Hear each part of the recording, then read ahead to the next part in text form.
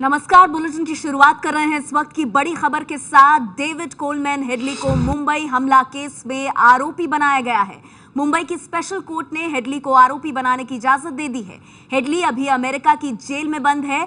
Mumbai police ने Headley को आरोपी बनाने की मांग की थी, जिस पर कोर्ट ने मंजूरी दे दी है। कोर्ट ने हेडली की पेशी के लिए समन भी जारी किया है। अब वीडियो कॉन्फ्रेंसिंग के जरिए अमेरिका के संबंधित विभाग को इस बात की जानकारी दी जाएगी। आपको बता दें, 2008 के मुंबई हमले के केस में हेडली पर रेकी करने का आरोप है, उन तमाम जगहों का जहां पर 26/11 का हमला किया गया था। और इस पर बड़ी खबर यह आ रही है कि डेविड कोलमैन हेडली को आरोपी बनाने की इजाजत दे दी गई है। मुंबई की स्पेशल कोर्ट ने हेडली को आरोपी बनाने की इजाजत दी है। कोर्ट ने डेविड हेडली के खिलाफ समन्स जारी किया है और यूएस गवर्नमेंट को एक रिक्वेस्ट, उनके कोर्ट को रिक्वेस्ट किया है कि डिपार्टमेंट ऑफ जस्टिस थ्रू ये डेविड हेडली को मुंबई के कोर्ट में हाजिर रहने का ऑर्डर किया है।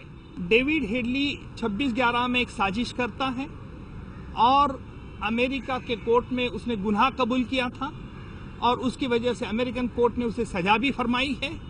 और यही आधार पर हमने कोर्ट में दरखास्त दी थी कि डेविड हेडली का जुल्म बहुत संगीन जुल्म है, इसलिए इसकी ट्रायल में उसको एक आरोपी बनाया जाए और कोर्ट ने हमारी विनती एक्सेप्ट कर ली है। और इसी खबर पर एबीपी न्यूज संवाददाता जितेंद्र दीक्षित हमारे साथ जुड़ गए हैं। जितेंद्र, आपसे जानना चाहेंगे कि कोर्ट ने आज क्या कहा और मुंबई हमले में हेडली की भूमिका क्या थी? देखिए, ये एक बहुत ही अहम डेवलपमेंट है। डेविड कोलमैन हेडली वो शख्स है जिसने कि वो टारगेट चुने थे, जिनमें कि जब 26 नवंबर 2008 को जो हमले किए गए थे, तो हम तमाम टारगेट से जुड़ी हुई जानकारी, उनकी तस्वीरें, उनके वीडियो फुटेज, ये सारी चीजें डेविड कोलमैन हेडली ने ली थी। वो कई बार जो है भारत में आया था, 5 से 6 बार वो भारत में आया था और 2 साल पहले से इन हमलों की तैयारी चल रही थी और सारी उसी की दी हुई जानकारी के आधार पर इन हमलों की रूपरेखा रची गई थी।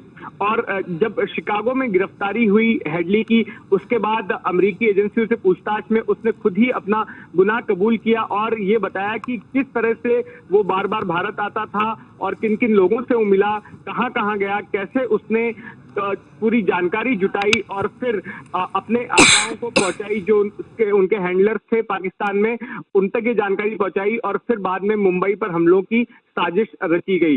अब इस पूरे मामले में अब तक 3 आरोपी मुंबई की अदालत में पेश किए गए थे। एक था अजमल कसाब और बाकी थे सबाउद्दीन और फहीम अंसारी। उन दोनों का अदालत ने बरी कर दिया था और अजमल कसाब को फांसी की सजा सुनाई थी। और अब इस मामले में डेविड हेडली ये एक चौथा आरोपी होगा।